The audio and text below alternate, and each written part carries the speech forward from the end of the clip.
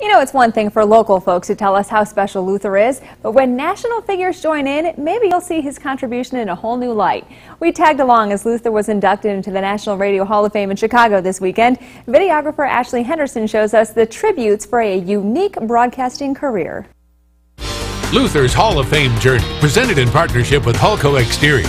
Hey buddy, Hulco Exteriors congratulates longtime friend Luther Massengill. Please welcome the Dean of Country Music Radio, Ralph Emery, joins us. To be with legends like Luther, it's very humbling. I have been given the honor of introducing you to the longest running broadcaster in the history of the world, Luther Massengill of WDEF in Chattanooga. He's been at it for 72 years. From 1947 to 2001, 54 years, I understand he never called in sick. Back in 1940, somebody called in and asked him to locate a missing dog. He found untold thousands of dogs, then as well as car keys, wedding rings, other misplaced items. Everybody, I'm sure within the sound of Luther's voice, feels that they're friends of his. Luther realized early on that the power of radio could be used for the common good, and he has built a career and a life on that promise. Luther represents the finest things in human beings, and I think people see that, and that's why people appreciate him so much in the community. Chattanooga, Tennessee is proud to be the home of the man everyone knows as Luther, a dog's best friend. Thank you for years ago making sure that that dog that left our house came home, and all those things you've done at the ground level for people.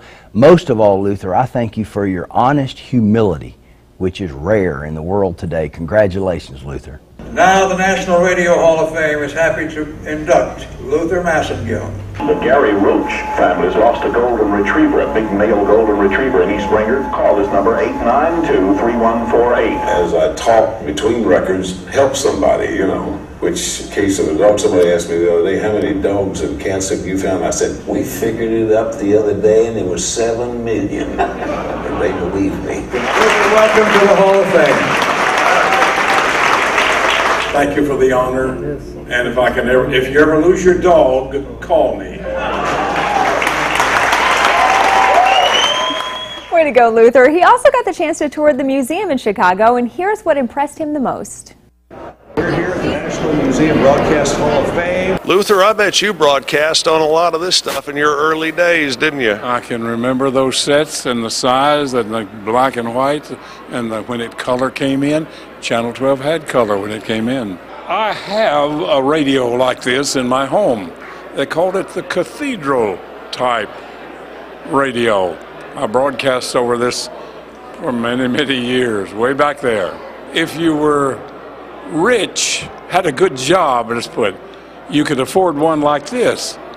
Yeah, how about this? That's the general shape of an Atwater Kent radio. Speaker, this is a speaker, and these are the tuning dials.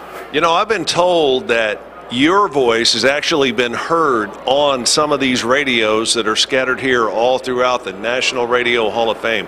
I don't mean that they were in vogue when you've been broadcasting, but that your voice actually came across a lot of these sets. That's right, and you know, my first connection with hearing radio, and I told this one time to you, was on a crystal set. Now, a crystal set is a tiny little thing, homemade, with a pair of earphones, and you could get Cincinnati, you could get Nashville, you could get Atlanta, and quite a few other stations.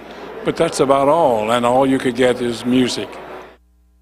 Luther's Hall of Fame journey, presented in partnership with Hulco Exteriors, proud fans of Luther for over 35 years, and celebrating his induction to the National Radio Hall of Fame.